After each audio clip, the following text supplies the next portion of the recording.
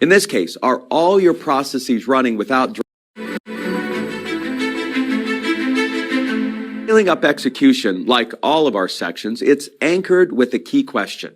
In this case, are all your processes running without drama and driving industry-leading profitability? And if we're well known for the one-page strategic plan over this past decade or two, we are equally known for this Rockefeller Habits checklist. It is 10 routines or habits that if you'll get these implemented will drive profitability, save you time, and truly set you free. And as Jim Collins said, greatness is a function of both conscious choice. We believe in doing these habits and then the discipline to stick to them. And so what I'd like you to do is have both of those tools available. And let's first take a look at the who, what, when. Now, I'm going to assume most companies get instituted a weekly meeting of some kind. Now, at the end of that meeting, rather than try to review tedious notes, we encourage you to do something very simple, and that's just track who said they're going to do what, when. And this is much better than your standard kind of to-do list that you would keep on your own, because there the implied who is always you. And we want to start to sensitize you to the fact that maybe there's some of these things that you can begin to delegate to others. In addition, the who, what, when also emphasize the importance of having a deadline. Now, the rule: you don't want any of these whats to be longer than a week. So let's say you're working on a fairly long project, like revamping the website. And that's going to take several months. We went through that recently ourselves. What you want to do is break that down into pieces. Like they say, you can only eat an elephant one bite at a time. You want to say, what is it that we can do this week on that 3-month project? And then who's going to drive it? And the deadline's got to be sometime in the next 7 days. Otherwise, these who, what, whens are going to start to pile up on each other. And by the way, we don't necessarily review our who, what, when at the next meeting. Micromanagement is always when you're looking backwards. Hey, did you do it? Great management is always looking forward. And so, look, we're employing adults, and we know that they're going to get their stuff done. So the idea of the who, what, when is just to make sure that we're clear what it is that we've signed up for. And that is an email to all of us after our Monday meetings. I take a look at it. By the way, as CEO, my goal is try not to get my name next to anything. Then I know I've had a great meeting.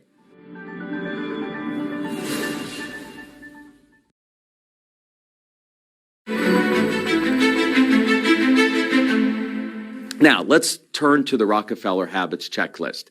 And at the heart of it is this idea that the way you know that you've got execution issues is very simply, is there drama someplace in the organization? And one of the books we recommend is Atul Gawande's book, The Checklist Manifesto. I was blown away that you could write an entire book on the history and the use of checklists. But it's been named by many top executives as one of the top books that they have read. Now, Atul, being a doctor, looked then at the medical field. And, one of the big issues is patients in hospitals picking up infections. And so John Hopkins looked at this, and they found that if the doctors and nurses would follow just a 5-point checklist, they could literally take infection rates in the hospital down to 0. The problem is it's been a decade, and a lot of hospitals still have not adopted this. Why? It comes back to those same 3 letters, E-G-O, ego. See, what he points out in the book is it's professionals that need checklists more than probably anyone else. We're so busy, we're so scattered, we've got our heads all kinds of different places that checklists, particularly if we can get them built into the flight path of our work, into our routines, truly do set us free. By the way, personal example, we live in Barcelona, and my wife and I enjoy taking our 4 children to the beach. But I swear, every time we go to the beach, there is drama. Why? Because we forgot something. And by the way, whenever there's drama, it's going to cost you money and cost you time. That's the key here. Great, solid execution reduces drama, which saves you money and saves you time. And so we put together a simple beach checklist. And when we follow it, and that's the big if, when we follow it, there's no drama. But when we don't, inevitably, we have forgotten something, and there it is, more time and money. And so your early indication that you've got execution issues anywhere in the organization is where there's drama. Something was misshipped, we made a mistake, something didn't get out on time, and that's where you want to go and see where can we update and clean up that process, often driven by a checklist. And then here's key. You want to get these checklists embedded into your IT systems so that you can really automate and make sure people are not making mistakes. Let's now take a look at the Rockefeller Habits checklist. Now, I know there's 40 items there, and that can start to feel overwhelming, but they're really just 4 fundamental behaviors under each, what are 10 fairly straightforward categories. So let me just summarize each. Habit number 1 is, do you have a healthy team? Do you know how to fight without killing each other? Number 2, is the organization aligned around that main number 1 thing? Number 3, do you have effective communication meeting rhythm in place? Number 4, is everyone clear about what the accountabilities are, both functionally and process-wise? Number 5, do you have routines in place to gather frequent employee feedback and respond and listen to it? Number 6, do you have the same for customer feedback? Number 7, are those values and purpose alive? Are they driving your HR and people systems? Number 8, can everyone in the company articulate the strategy, essentially those things on the vision summary? Number 9, then do people have the kind of metrics to know the quantitative feedback daily to know that they've had a great day or great week? And then number 10, is all of that visible up on scoreboards where people are seeing it every single day? I normally get 2 questions. The first question is, whoa, we've been in business for 5 years or 50 years and we have nothing checked on the checklist. What gives? How have we been able to survive? Remember, if you've got a killer strategy, that's going to cover up a whole lot of sloppy execution. Or if you've got motivated, loyal employees willing to work 18 hours a day, 8 days a week to clean up your slop. Look, you can survive for quite a while. But I got to tell you, that is hard to scale. And what's happening is you're just leaving a lot of time and money on the table. You absolutely don't have to do any of these 10 things on this checklist, and the company can thrive for 100 years. It's just going to cost you more time and more money. The second question that I get asked is, but did you put them in any kind of order? And like all of our tools, we prefer that you just kind of pick around and you go to what it is you know or where the pain or the constraint is. But number 1 is number 1. All the rest you can do in whatever order you would like.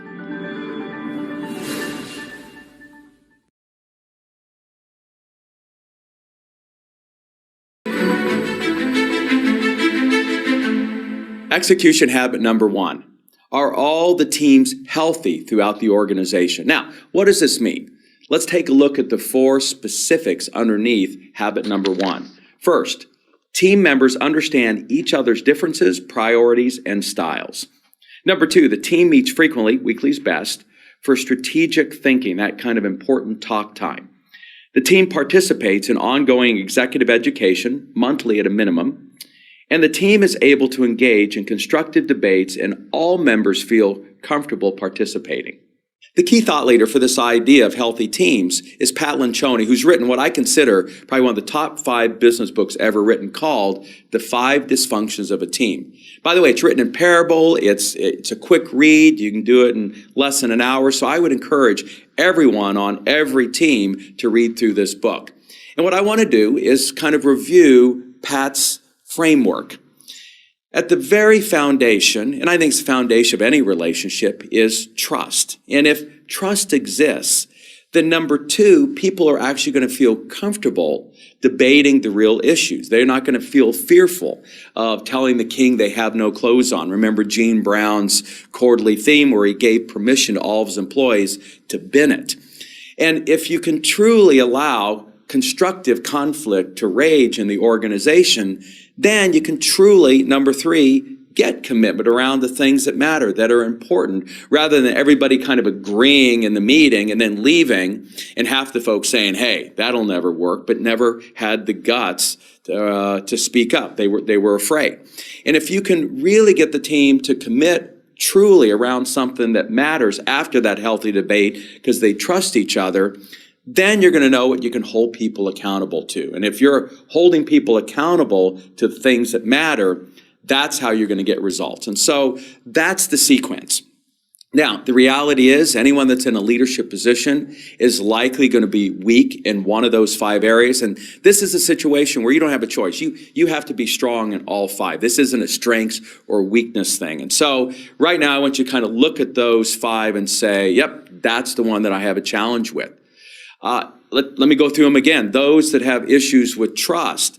One of the things that you often need to be able to do is become more vulnerable. You need to admit when you've made a mistake that you've made a mistake. If you're seen by everyone as putting yourself out there as perfect, why is anyone else who's made a mistake or has a counter idea ever going to say something to you? And so is your challenge of building trust on your team. Number 2, on conflict. Look, a lot of us, maybe even from childhood, had some challenges because of issues in the family where we just try to avoid conflict. In that case, you really have got to kind of reach out and demand debate on your team, as uncomfortable as that might be. On the commitment side, some folks just never feel like they have enough data. I just never feel like we can ever decide to move left or right. In that case, you've got to kind of force some decision. That's what I love about these quarterly themes. At least decide something that the organization can move towards. And look, if it didn't work out, you got the next quarter to adjust, but at least you've likely learned something along the way. From an accountability standpoint, let me tell you what's tough in small to mid-sized companies. We're actually pretty good friends or great friends with each other. And it can be hard to hold each other, to call each other on those accountabilities. And by the way, Pat emphasizes it starts with simple things like you're in a meeting and somebody isn't paying attention because they're on their smartphone. And if you don't call them out, that's when issues of accountability begin to slip. And then ultimately at the top, in terms of results, the weakness there is a lot of folks are more excited to have the title than it is to do the work. So some kind of personality test and this lifeline exercise, plus our ongoing meeting rhythm, is going to be really powerful in making sure that you keep that team healthy, ultimately so that we know how to bring up the tough stuff, don't sweep it under the carpet, and we can truly have those constructive debates that are necessary for us to get to what are the things we can commit to, hold accountable, and ultimately get results.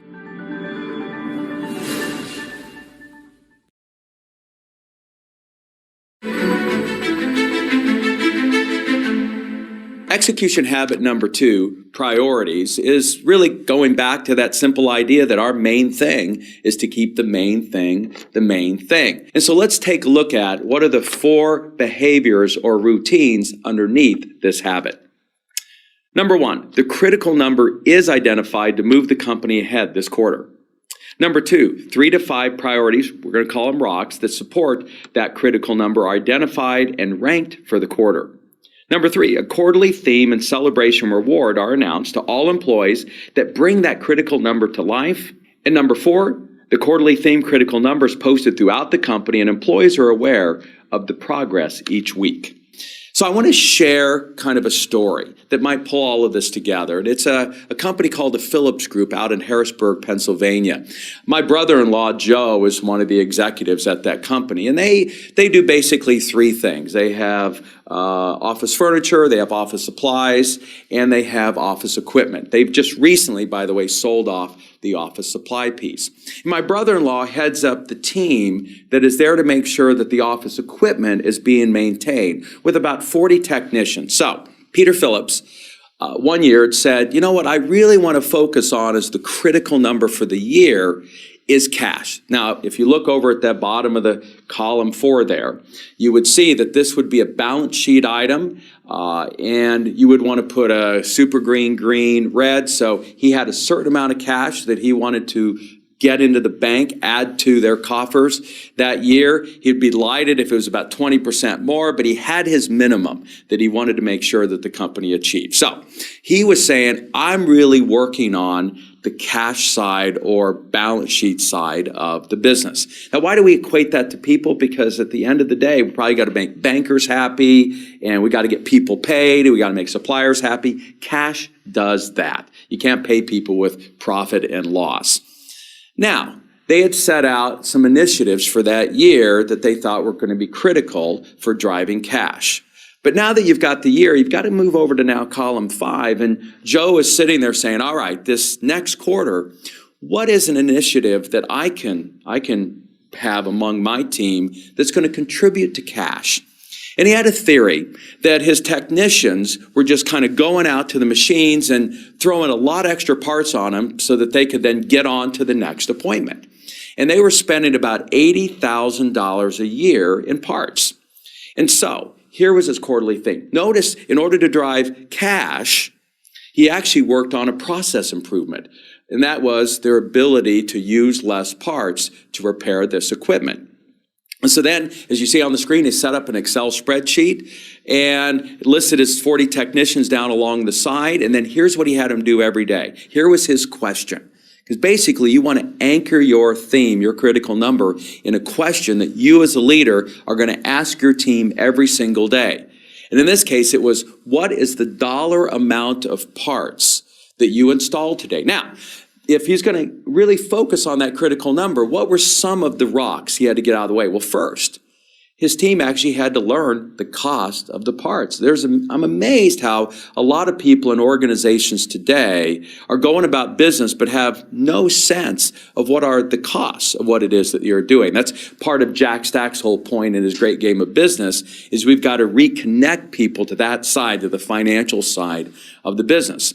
Number 2, he had to kind of set it up for them to start calling in every day, the equivalent of their kind of daily huddle.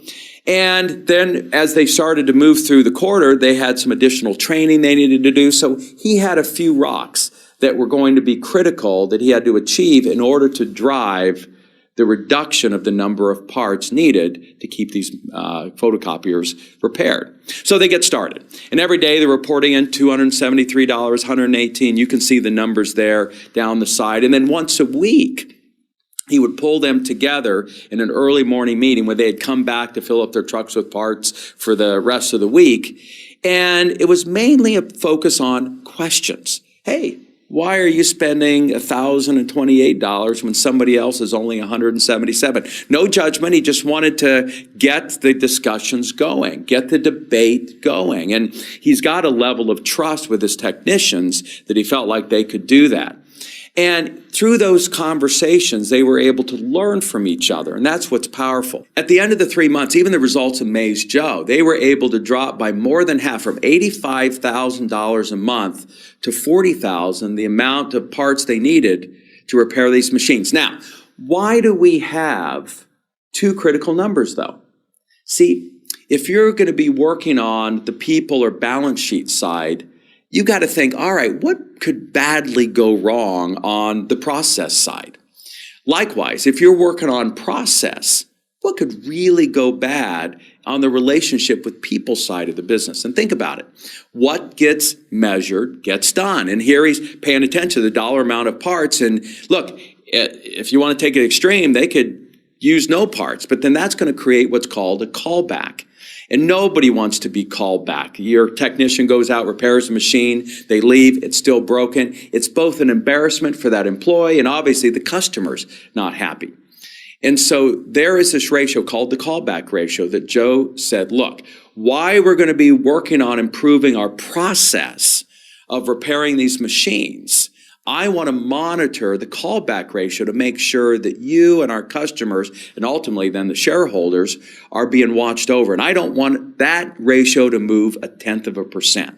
And so that's where you create balance in this process between people and process, those 2 demands that you have to balance that we described earlier on in the overview. Next, I want to dig into that kind of red, yellow, green, super green boxes you see there at the bottom of columns 4 and 5. And again, I just want to reemphasize that, yes, it's important to have a goal, but I don't think the Olympics would be as much fun if they only had one medal. I think there's a reason there's gold, silver, and bronze. And a lot of people talk about stretch goals. Others say that can be dangerous. There's minimum. So in essence, we want you to set the goal you want to achieve, and then give people a chance to exceed it, but make sure that there is a floor to that goal. And then what you can do is you can kind of vary the rewards. Next, let me share some additional examples of quarterly themes. Citizen. I remember when they were struggling with trying, again, stay in contact with their customers. And so they had put together a theme called CSI. Now, many of you are familiar with the television show by those initials, and they used that as the theme, but CSI stood for Customer Satisfaction Investigation. And rather than contact 20 customers a week, they said, we're going to contact 20 customers a day.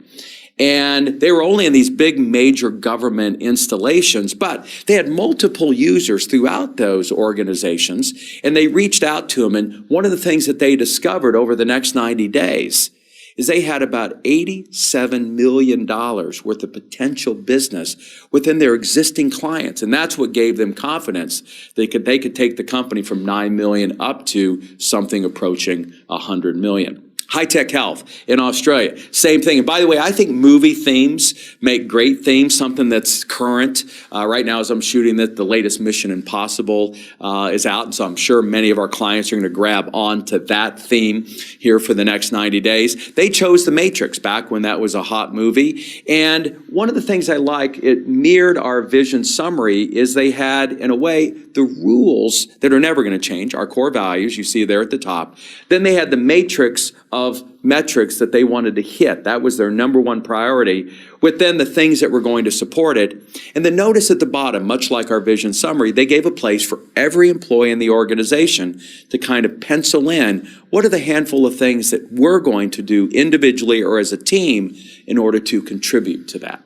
Focalex. One of the reasons I like this, it's a little bit like Ignite social media. They only had about 6 weeks left in the quarter. A lot of folks think, well, let's wait till the beginning of a quarter to start a theme. No, start one now, even if it's in the middle of the quarter. And they had about 6 weeks to get this mailing out that was then going to fuel their revenue for the next 12 months. And so they put together this Fast and Furious theme, because they need to get this mailing out fast and furious. They divided the company into 4 teams. Notice the nice graphics that they did here, pretty easy with the technologies we've got today. And they put up this physical racetrack on the wall, and each team was represented by a different colored car.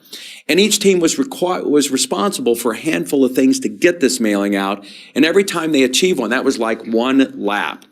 By the way, they ended up achieving it. The collective reward, the stake in the outcome, was an F1 Formula racing experience.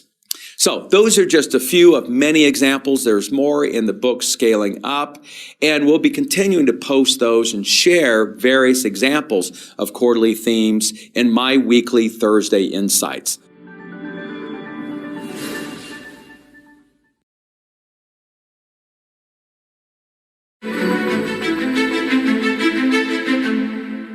Execution habit number 3 is the all-important meeting rhythm. Solving that number one problem whenever you get a group of people together, called communications. And now that you've got the main thing and theme all set, this is how you're going to drive execution.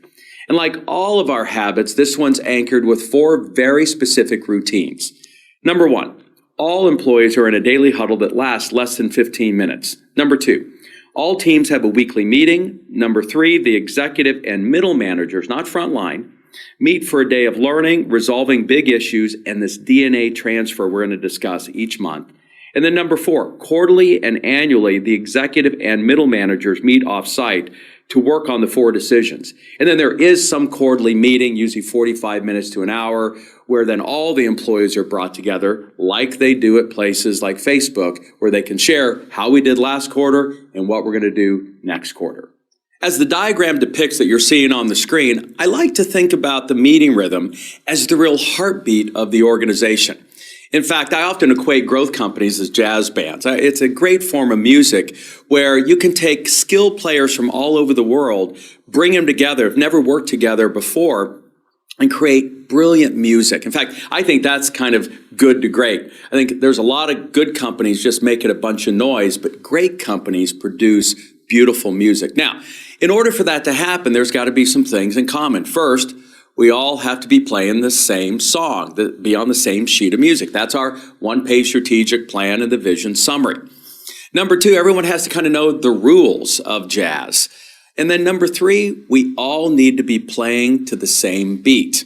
And it is how it feels inside the company, this communication rhythm. It goes like this: day-to-day-day week, day-to-day-day week, day-to-day-day week, day-to-day-day month, day-to-day-day week, day-to-day-day week, day-to-day-day week, day-to-day-day quarter. Now, I'm not going to do the whole year, but you get the idea. And this heartbeat, this rhythm of communication is what keeps everything flowing in the organization. And notice there at the bottom of the chart, this 10%.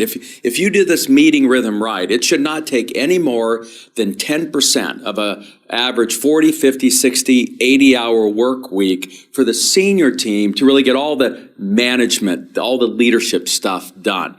Middle management, about 5%, and frontline, 3%. Now, you're going to be in a lot of other meetings, hopefully with customers and things that are more market-facing. But again, no more than 10% of a standard 40, 50, 60-hour week should go to needing to have meetings to manage the company. Now, I want to take a look at, in general, how these meetings flow. The daily, 5 minutes if it's frontline, 15 minutes more senior leadership, is really to drive tactics and rapid communication. You want to be learning and acting fast. And if you do the daily right, it then cleans out a lot of the stuff that can tend to junk up the weekly. There's nothing worse in a weekly to be going through 75 items of things that people are just waiting until you all got in the room to discuss. The weekly, 60 to 90 minutes, needs to be focused on the priorities, those main things that need to get accomplished, and give the team sufficient time each week to really debate and get at issues, to talk out really important challenges and opportunities. The monthly then is 4 to 8 hours, and this is where you're able to kind of step back and really consider some of the big issues. And look, in any company over a year, there's about 12 of these issues that, look, if we just don't get in a room and lock the door, we're never going to get it figured out. It's also a critical time for senior leadership to do this DNA transfer of their knowledge, their beliefs, their values, down to the next layer of management that's then going to be able to take it down to the front line. And the best way to do this is to solve problems together in real time, using your company, not others, as the live case study. And then once a quarter, you want to get off site for a day or two where you're going to step back and basically work through and update our various growth tools.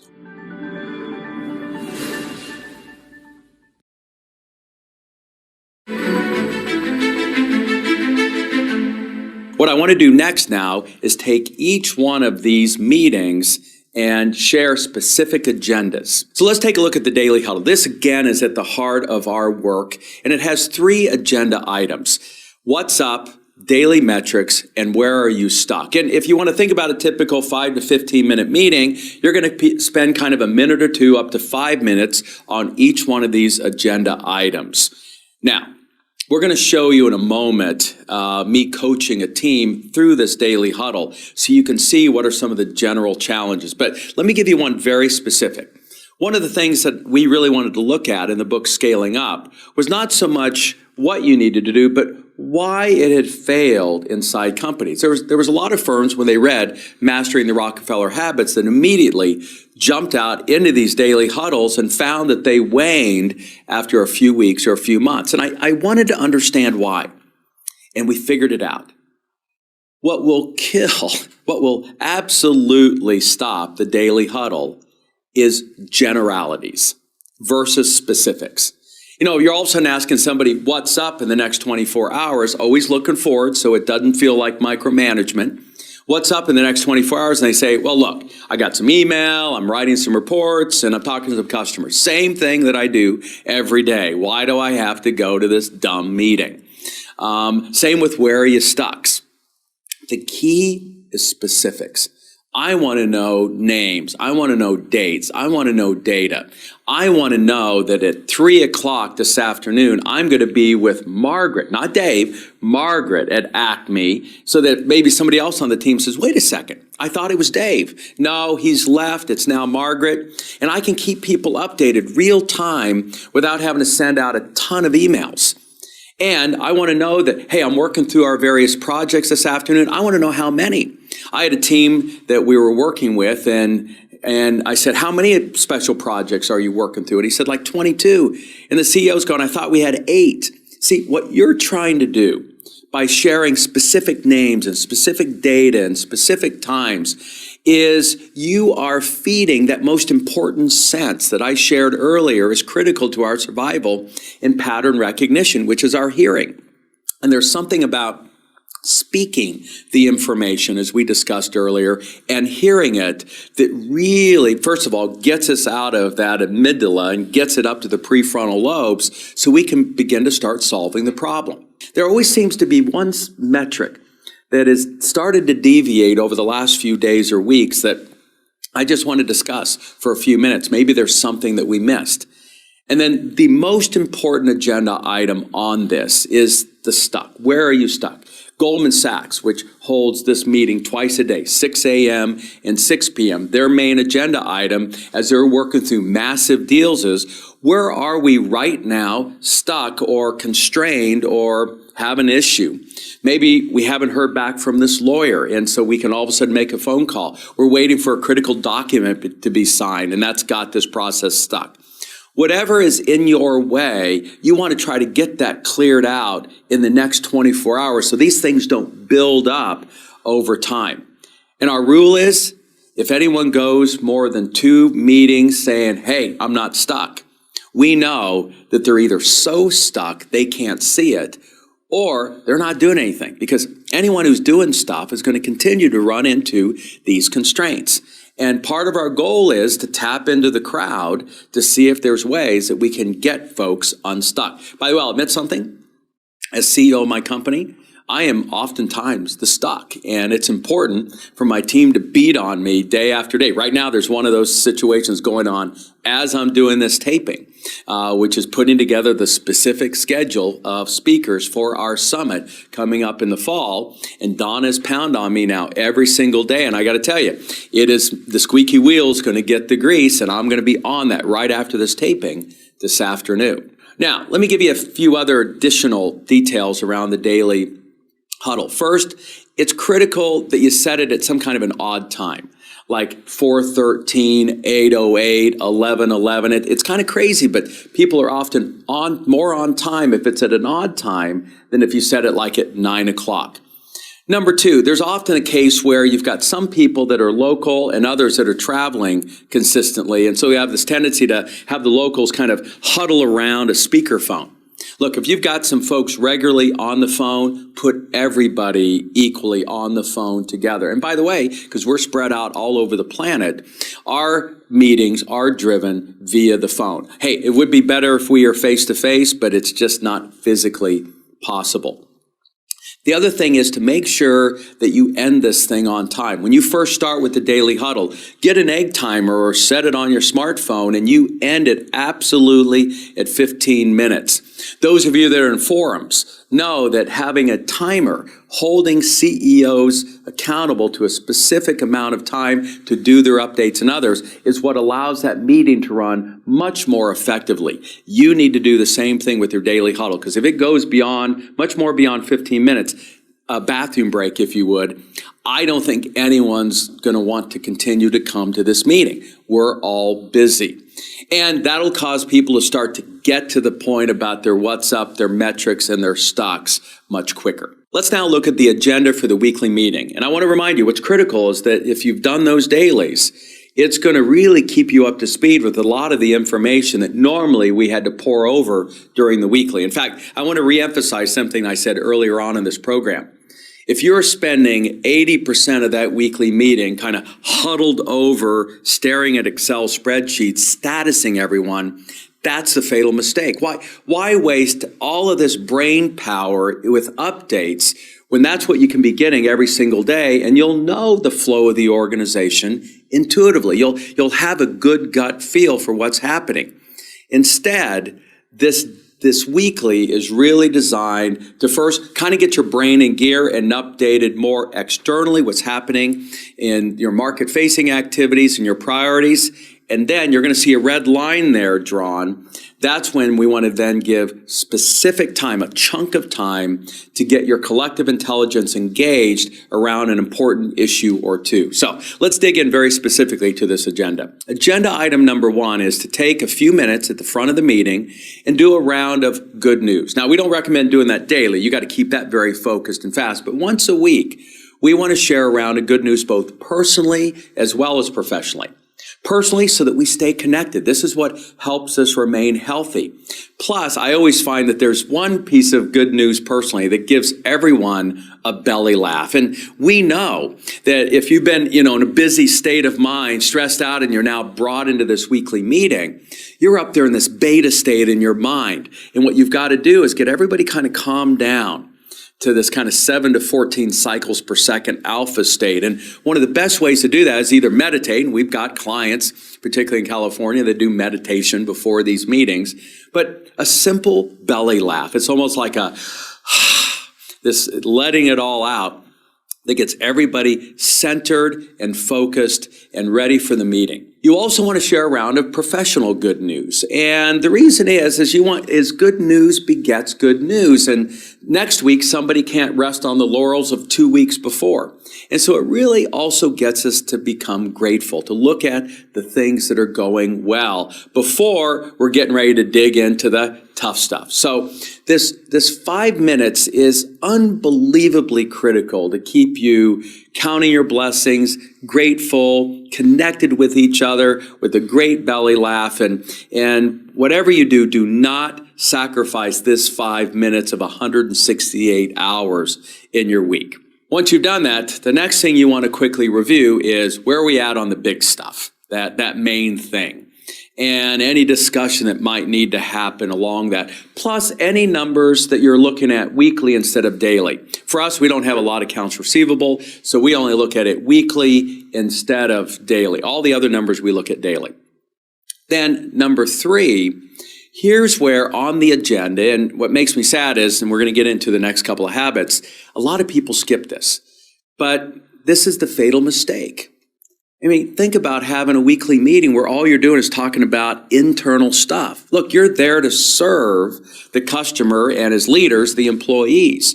And so I want to be hearing from them what's going on. I had a call with the customer this week, and I will be sharing that information at our next weekly meeting. I shared one this past Monday when we hold our meetings as well. So you want to take about 20% of a standard 1-hour meeting, which is what Bain and Company's research found, separated good from great companies to share this customer and employee data. Now, notice we've drawn the line, and that first part of the meeting takes about 20 to 25 minutes. Why is that important? Because again, the research is pretty clear. It takes about 20 minutes for your brain to kind of shift gears from what it is that you were working on, and now you've been brought into this weekly meeting for it to kind of get up to speed and get focused. And so consider that first part of the agenda a warm-up. Now, in my mind, I draw this really dark red line and said, okay, we're all status, we're updated, we've connected, we've kind of learned some things. Now, what's the topic? And the key is, let me say another. I think it's sad that you've got this brain power and not even once a week do you focus it collectively on an issue. And we know they've measured at MIT. We don't quite know the mechanisms, but we know that when like minds are focused simultaneously in real time on an issue, that it is 2 + 2 = 20. There's a power there that exists, again, that we haven't quite figured out the mechanisms, but we know it's there. Now, if you've got a 90-minute, like a lot of our forums, we can get through 2 big issues. You might be able to have kind of 2 30-minute topics.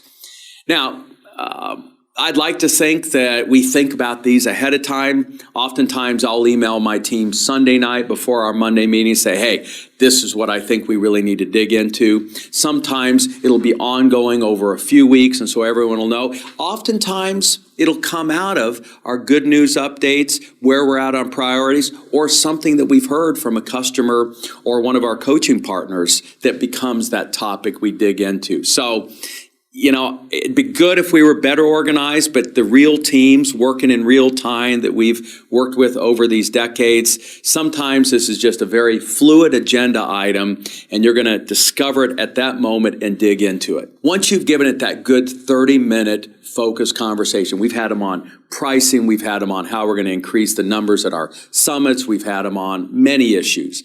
You then want to summarize at the end, who's going to do what when. We don't have these extensive notes. And then that's emailed out. Keith Cupp does that for our senior team. Joanne Costello does it for our operations team.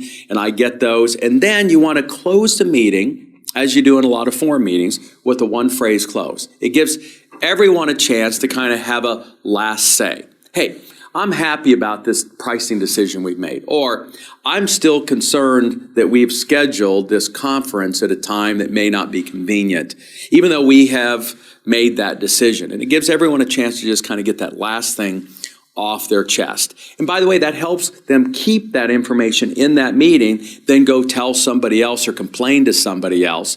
And obviously, you're looking for patterns of those one-phrase closes to indicate that maybe you've got somebody on the team that you need to go talk to because you've noticed that it hasn't been exactly positive, or they've got some concerns that they've been then expressing in that one-phrase close.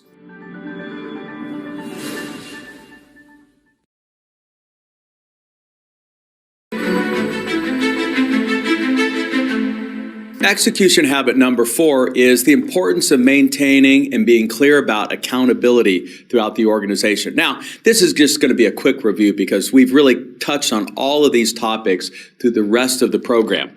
So let me take a look at the 4 fundamental routines underneath this habit. Number 1, the function accountability chart, FACE, is completed. You've got the right people doing the right things right. Number 2, you've got financial statements that have a person assigned to each one of the line items. Number 3, each of the 4 to 9 processes on the process accountability chart, the PACE, has someone which is accountable for them. And number 4, each 3 to 5 year key thrust and capability has a corresponding expert on the advisory board if internal expertise doesn't exist. And so, just as a quick review, first, we've got the FACE tool where you're there to list all of those basic function accountabilities along with their 2 or 3 KPIs and the outcomes that they're accountable for off the financial statements. Then balancing the FACE, the relationship side of the business, is the PACE, or the process side of the business. And there you want to list those 4 to 9 processes that drive the organization, which person is accountable, that's going to be cutting across many of these functions, and what are those KPIs that tell you that those processes are running smooth and productively.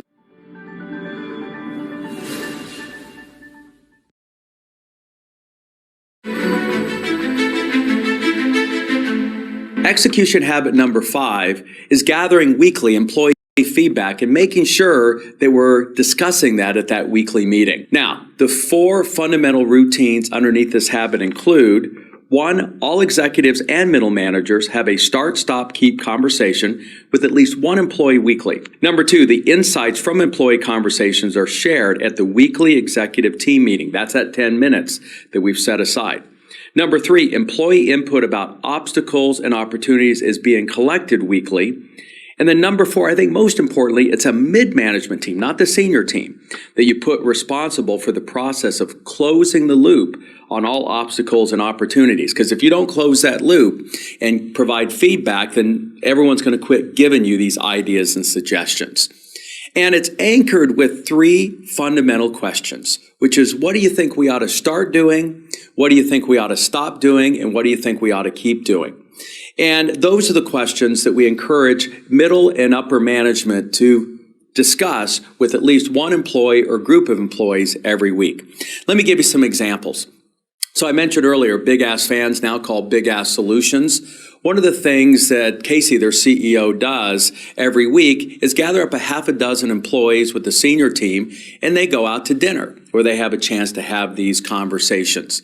John Ratliff of Apple Tree Answers, the gentleman who had rolled up 24 different call centers before he sold that company, had put in place an idea called Idea Flash. They were running Salesforce as their CRM system, and they built it as an add-on app so that any of their 600 plus call center reps who in the middle of a call had an idea, had gotten a suggestion from that customer, could log it immediately. They actually made it one of their quarterly themes, and in the first 90 days, they got 8,800 ideas submitted from their employees. They then continued it ongoing, and we're averaging about 3,000 to 5,000 ideas. By the way, just one of those ideas added an additional $17,000 of profit per month to a customer. And so that's the way that you can really begin to build loyalty in your organization and outside with the customers. One of my other favorite ideas for gathering these employee ideas was instituted by Jimmy Colano, who was one of the founding board members of EO and co-founded a company called Career Track that he scaled up and then sold to John Malone at TCI. And while he was scaling it up, he launched this initiative called the 3I. And his belief was that everyone who was a supervisor on up to senior leader, it was their responsibility to continually submit ideas that would do three things: improve the revenue of the company, improve its profitability, or its customer or employee experience. Now, what was great about the program is after a few months, everyone kind of ran out of ideas, and it was a forcing factor to get that leader to go talk to the marketplace, their employees and customers, to continue to mine these ideas. They would be gathered up on a Friday, and then Jimmy had his own routine. One Sunday a month, he would sit down and would pour through the 120 ideas on average that would be submitted.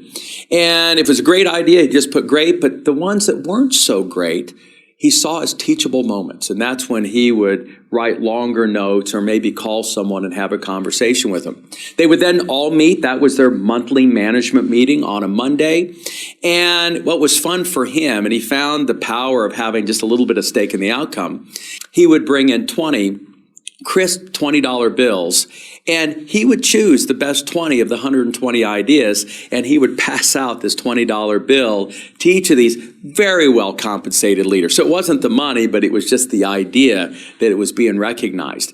And Jimmy could equate directly $1 million that first year, went right to the bottom line. But more importantly, it really engaged everyone in the organization to contribute, and he opened it up to all the employees, so those who wanted to get into middle and upper management could make themselves visible through the quality of the ideas that they suggested. And I want to remind you that the last thing the senior leadership team needs is a whole bunch of more to-dos on their plate. And so I want to reinforce this idea that I want you to form a mid-management team of kind of up-and-comers and have them be the one to sort through all these employee ideas and figure out what it is that we're going to do to satisfy them. Remember, not trying to satisfy everyone. Be careful about the being everything to all people we discussed during strategy, but acting on those that fit our brand promises and our values, and then only bring to the senior team those issues that they feel like they can't handle themselves. So the information needs to get to the senior team, but you want a mid-management team as a great development exercise to be handling this feedback. If you go back and take a look at your FACE tool, it's generally the head of HR who's going to be accountable for making sure that everyone is doing this process, that they've, leader, why don't you go talk to this employee so you're not interrupting people too much? And then it's their job to make sure that once this information's gathered up, that is presented during that 10 minutes of the weekly management meeting.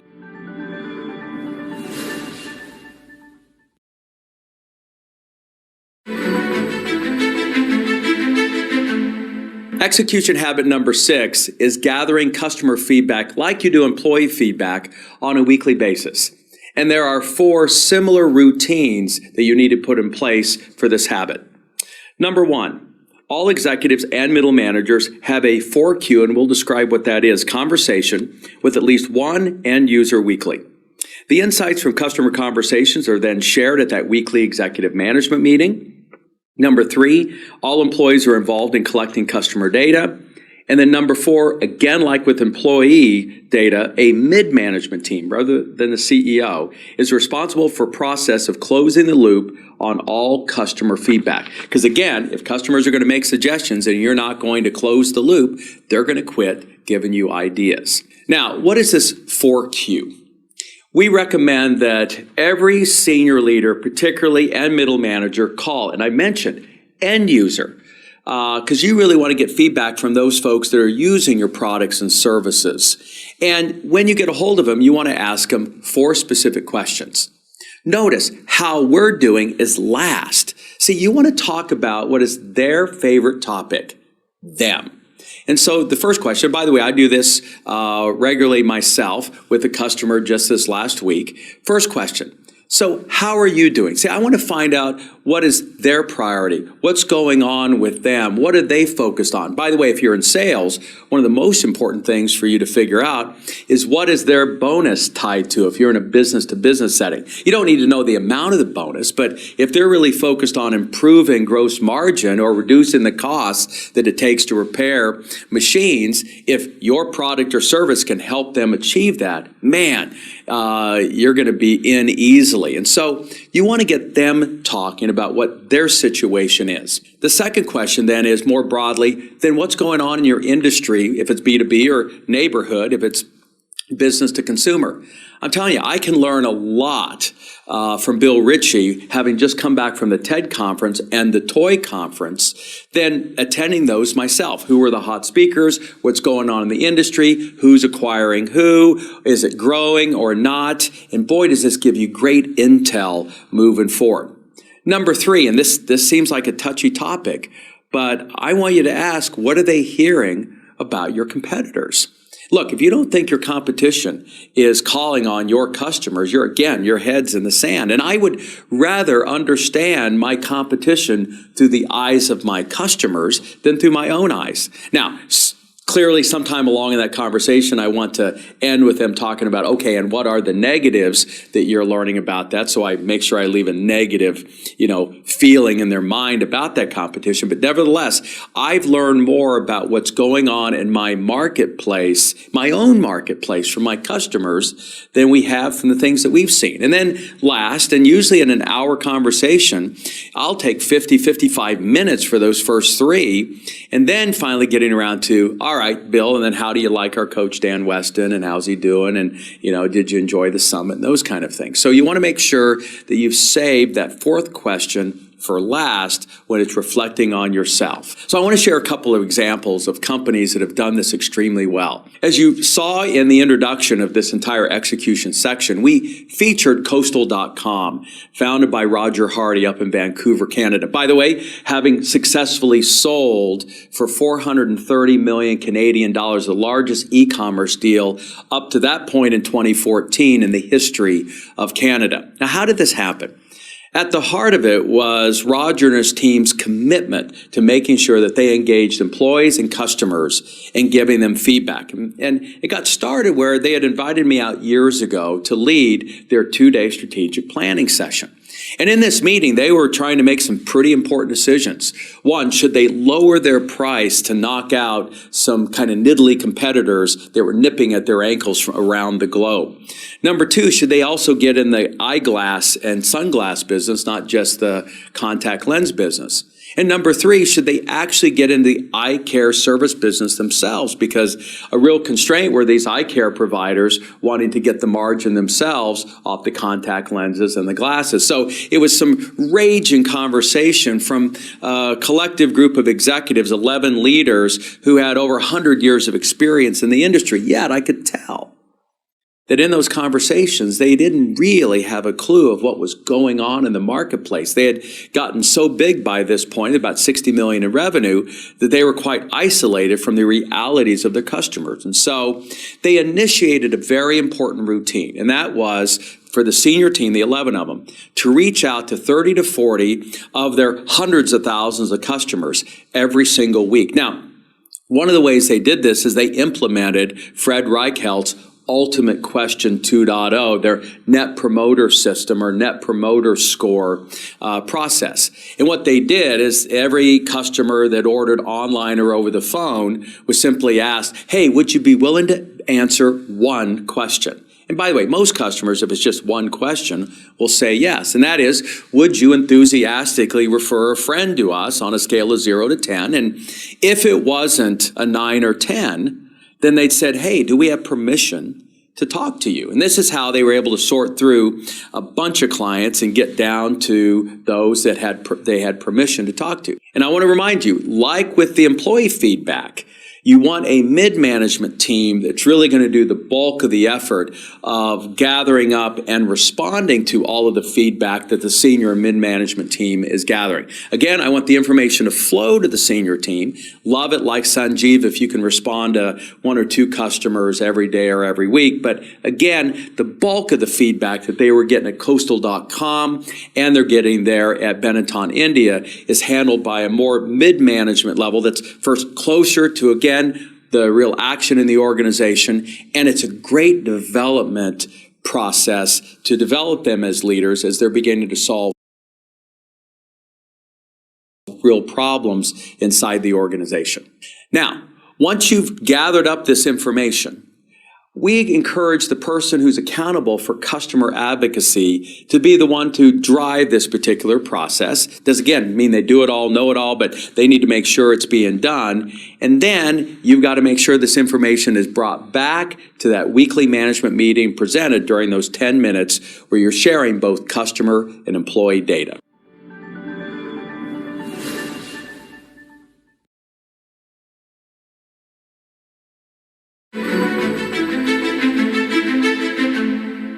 Execution habit number 7, the core values and purpose, is going to be a lot like number 4, accountabilities, where it's just going to be a review. We've spent a lot of time already in this program discussing both of these things, but let's just review real quickly. What are those 4 fundamental routines underneath this critical habit?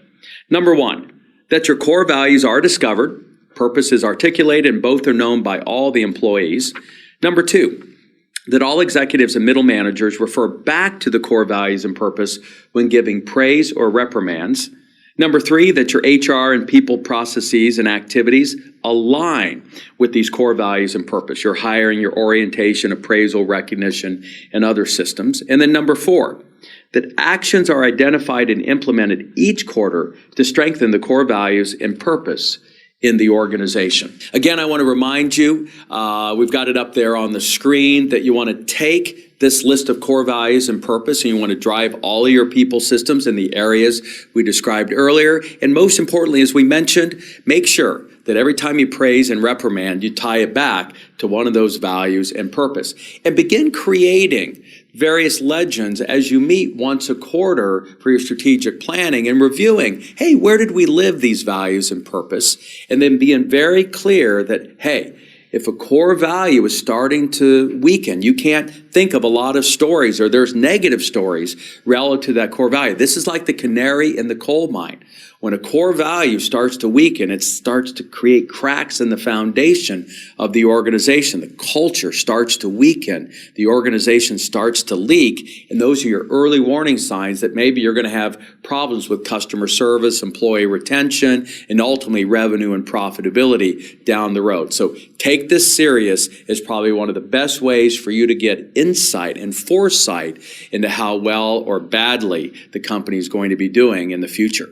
Now, what I want to do is just share a few more examples visually on the screen. This is Easy Pay, and you'll see there in more detail, again, how they're using these 4 characters in order to represent their 4 core values. And they really do consider them, as we do, as culture carriers. This is really the essence of culture. And notice here how these symbols and values are showing up on the walls, in their themes, and the various kind of stuff that they do to drive scaling up Rockefeller Habits 2.0 in their growing company as they've now expanded beyond Australia and gone global.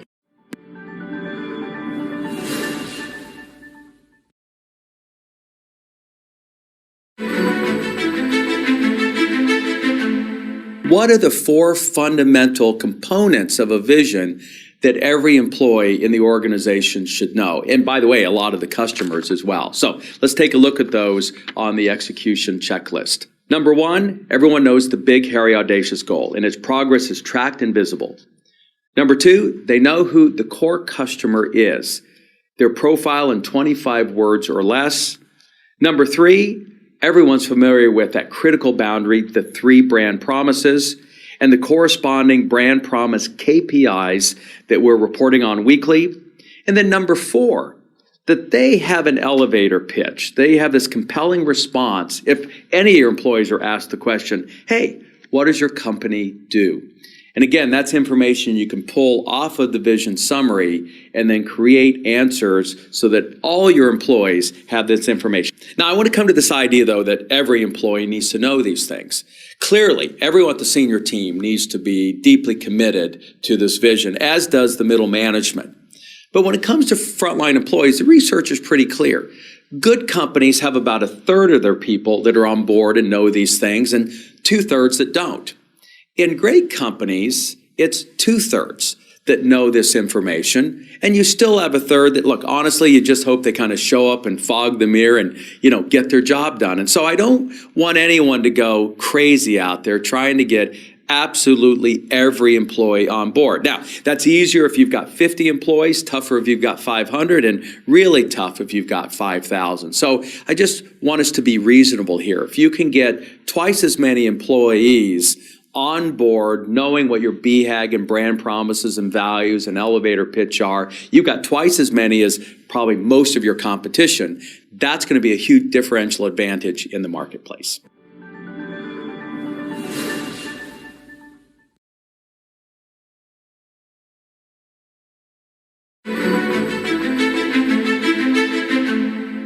Execution habit number 9, metrics and dashboards.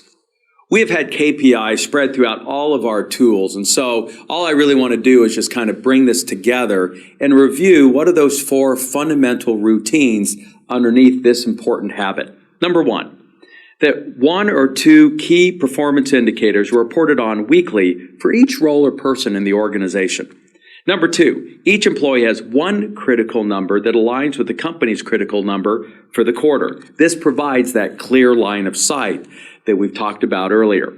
Number 3, each individual or team has 3 to 5 quarterly priorities or rocks that'll then align with those of the company.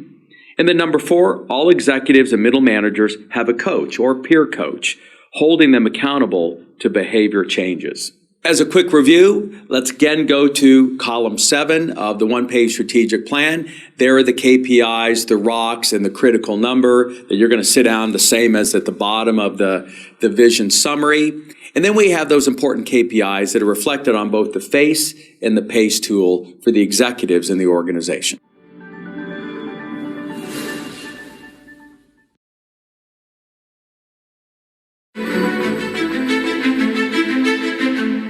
Execution habit number 10 then is the importance of making sure that all this work that you've done with the vision summary and the KPIs, that these plans and performance are visible to everyone in the organization, much like those scoreboards are in sports arenas and the kind of data you can get on sporting events on your mobile devices. Now, what I want to do is review the 4 particular routines underneath this last habit. Number 1, You've got a situation room established for the weekly meetings, and this can be either physical or virtual, where everyone has in front of them the information from your plans and your performance. Number two, that the core values, the purpose, and the priorities are posted throughout the company. Again, this can be physically or technologically. Number three, you've got scoreboards up everywhere displaying current progress on KPIs and critical numbers. And number four, there's a system in place for tracking and managing the cascading priorities and KPIs. Now let me share you some examples of our clients and their scoreboards and use of technology. Let me take you to Minor Corporation. You'll notice most of their stuff's written out down either in their warehouses or there in their main meeting room. They've simply taken our one-page strategic plan and they've posted it physically using markers as a way to keep track of their important KPIs. If you go to Easy Pay, notice there they've got their characters on the wall. They're using an LCD to project their information and data up on a screen as they're hosting their meetings. In addition, one of the things that we created in order to kind of organize this cascading set of priorities and KPIs that at some point can become an Excel spreadsheet nightmare, that's why we partnered with Andy Bailey and his company called Align. He built it to align precisely with all of the growth tools that we've taken you through in this program and made it so that you can both update and see the information on your mobile devices and your laptops. And so we'd encourage you to take a look at Align as a way then to be able to make visible all of the work that you've done here in scaling up Rockefeller Habits 2.0.